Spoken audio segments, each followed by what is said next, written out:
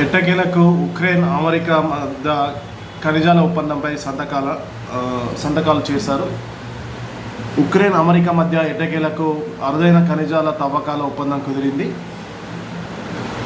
US treasury secretary Scott Besant మరియు Ukraine first deputy ప్రధాని Yulia సిర్దెంకో ఈ ఒప్పందంపై సంతకాలు చేశారు. దీంతో ఉక్రెయిన్లో అరుదైన సహజ వనరులు అయిన అల్యూమినియం, గ్రాఫైట్, చమురు, సహజ వాయువు, ఇతర ఖనిజాలను తవ్వుకునేందుకు అమెరికాకు అనుమతి లభించినట్లయింది. ఈ ఒప్పందం కుదరడం వల్ల ఉక్రెయిన్లో అమెరికా సంయుక్త నిధిని ఏర్పాటు చేయనుంది. ఉక్రెయిన్ పునర్నిర్మాణానికి చేపట్టాల్సిన పలు అభివృద్ధి ప్రాజెక్టులో యుఎస్ పెట్టుబడిదారులకు ప్రాధాన్యత లభించనుంది. ఈ ఒప్పందం కుదరడంపై అమెరికా ట్రెజరీ డిపార్ట్మెంట్ ఎక్స్లో పోస్ట్ చేసింది.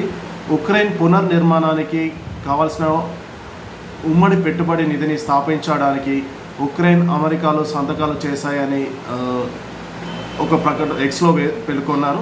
అంతేకాకుండా స్వేచ్ఛాయుత, సార్వభౌమ, సంపన్నమైన ఉక్రెయిన్ కోసం ట్రంప్ నిబద్ధతను ఈ చారిత్రాత్మక ఆర్థిక భాగస్వామ్యం సూచిస్తుందని తెలిపింది. రష్యా ఉక్రెయిన్ మధ్య యుద్ధాన్ని ముగించేందుకు తాము చొరవ తీసుకుంటామని, అందుకు బదులుగా ఉక్రెయిన్లోని ఖనిజ తవ్వకానికి తమను అనుమతించాలని యుఎస్ అధ్యక్షుడు ట్రంప్ గతంలోనే ప్రతిపాదించిన సంగతి తెలిసిందే. ఈ ఏడాది ఫిబ్రవరిలోనే ఈ ఒప్పందాలపై ఇరు దేశాలు సంతకం చేయాల్సి ఉండగా ఓవల్ కార్యాలయంలో జరిగిన విలేకరుల సమావేశంలోనే ట్రంప్ జెలెన్స్కీ మధ్య మీడియా ముందు మాటల యుద్ధం జరిగింది. దీంతో అప్పటి నుంచి ఇది అలాగే ఉండిపోయింది.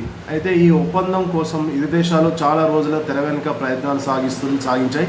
ఎట్టకేలకు ఇరు పక్షాలు అంగీకరించాయి. అయితే రష్యా ఉక్రెయిన్ మధ్య ముగింపు పలకడానికి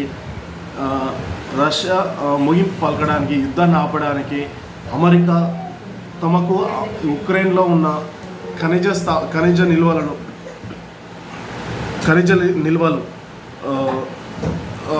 ఉక్రెయిన్లో సహజంగా ఏర్పడిన నిల్వను అల్యూమినియం, గ్రాఫైట్, చమురు, సహజ వాయువు, ఇతర ఖనిజాలను తవ్వుకునేందుకు తమకు అనుమతి ఇవ్వాలనేసి, అనుమతిస్తేనే ఉక్రెయిన్ రష్యా మధ్య యుద్ధాన్ని ఆపేయడానికి మేము చొరవ తీసుకుంటామని, అంతేకాకుండా ఉక్రెయిన్ పునర్నిర్మించడానికి అవసరమైన నిధిని ఏర్పాటు చేస్తామని, అలాగే అమెరికాలోని కంపెనీలకు ఉక్రెయిన్ పునర్నిర్మాణానికి ప్రథమ స్థానం ఇవ్వాలనేసి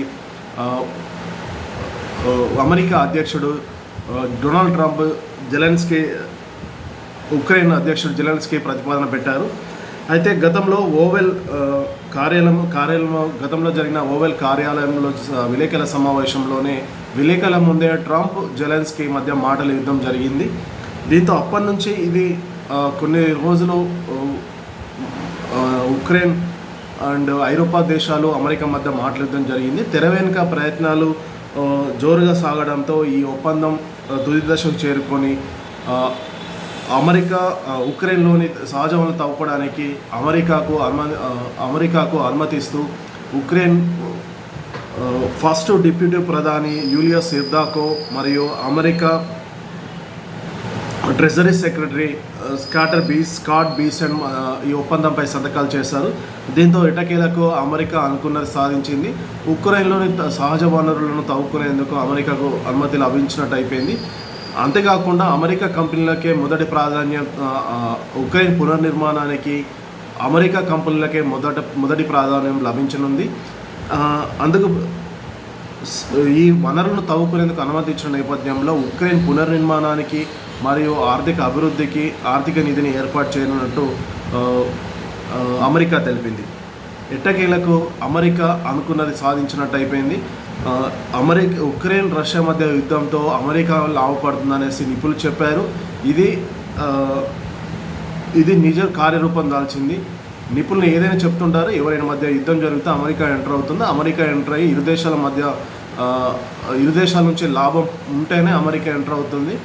లేదంటే అమెరికా ఎట్టి పరిస్థితుల్లోనూ మధ్యలో రాదు. తనకు లాభం లేని చోట అమెరికా ఉండదనే మాట నిపుణులు ఇదివరకే చెప్పారు.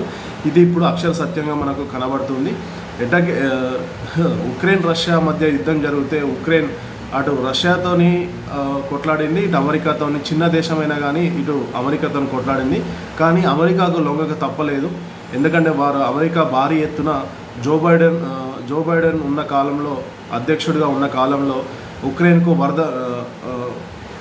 ఆర్థిక వనరులు భారీగా సమకూర్చారు. అంతేకాకుండా ఆయుధ సామాగ్రి, మందుగుండు సామాగ్రి, యుద్ధ ట్యాంకులను కూడా సమకూర్చారు. దీని ప్రతిగా మాకు ఈ కాంట్రాక్టు, ఈ సహజ వనరులు తవ్వుకునే అనుమతి ఇవ్వాలనేసి ట్రంప్ జెలెన్స్కీపై తీవ్రమైన ఒత్తిడి తీసుకొచ్చారు.